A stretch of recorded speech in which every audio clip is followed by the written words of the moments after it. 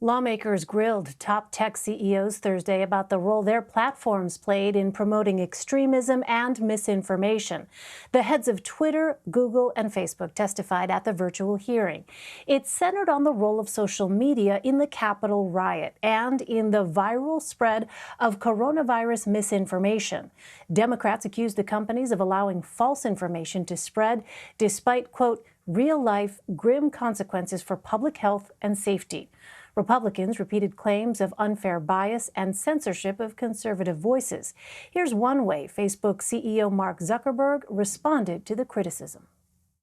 Some people say that the problem is that social networks are polarizing us, but that's not at all clear from the evidence or research. Polarization was rising in America long before social networks were even invented, and it's falling or stable in many other countries where social networks are popular.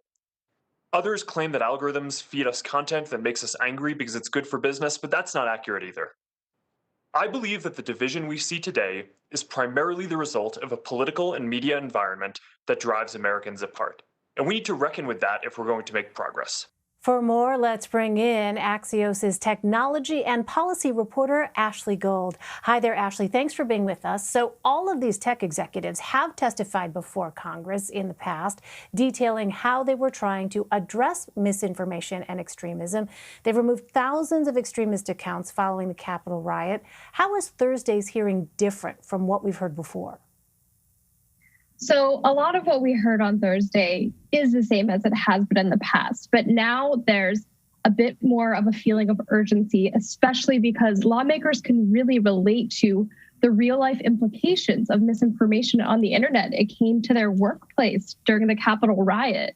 In addition to that, we're seeing a lot of people not have faith in the COVID-19 vaccines because of information that they're seeing circulate on social media.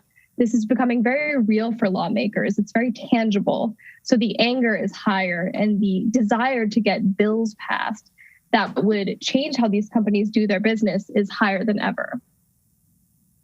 Well, Democratic Congresswoman Jan Schakowsky of Illinois pressed CEO Mark Zuckerberg on Facebook's role in the Capitol riot. Let's play some of that exchange. Immediately after the Capitol insurgency, Sheryl Sandberg did an interview in which she insisted that the siege was largely planned on smaller platforms, but court filings actually show something quite the opposite. That the Proud Boys and Oath Keepers used Facebook to coordinate in real time during the siege. And so my question for you is, will you admit today that Facebook groups in particular played a role in fomenting the extremism that we saw and that led to the Capitol siege? Certainly there was content on our services, and from that perspective, I think that there's further work that we need to do.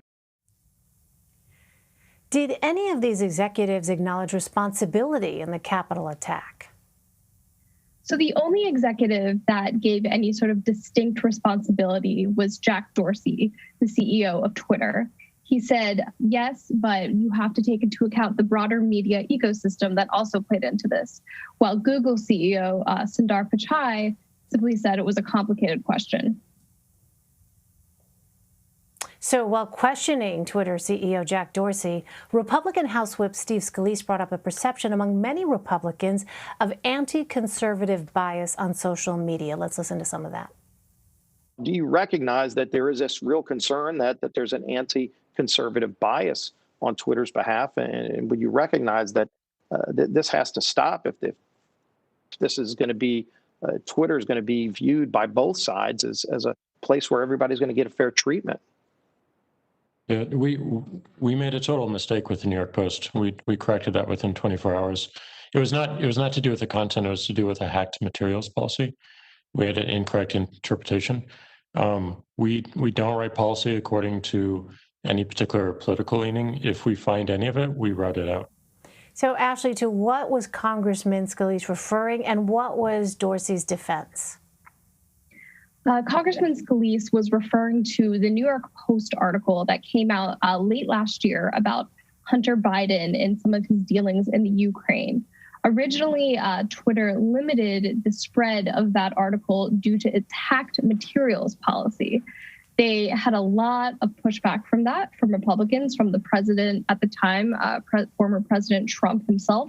They ended up reversing their own decision and saying it was a mistake in their own enforcement. That's what Mr. Dorsey told Mr. Scalise today. Among lawmakers on the Republican side, there is still some anger over the New York Post slip up, but Twitter has repeatedly said it was its own mistake. Well, the debate over how to regulate speech on social media often comes down to Section 230, which largely shields tech companies from liability.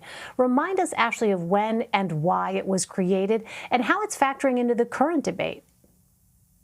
It was created back in 1996 as part of the Telecommunications Act. It was just one facet of it. Essentially, lawmakers wanted websites which were, burgeoning at the time and new, and, just figuring out how to deal with people posting and user-generated content.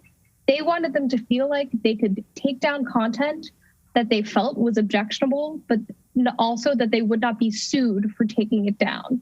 So basically, Section 230 was formed to be, as one of its original authors, Senator Ron Wyden, says, a sword and a shield.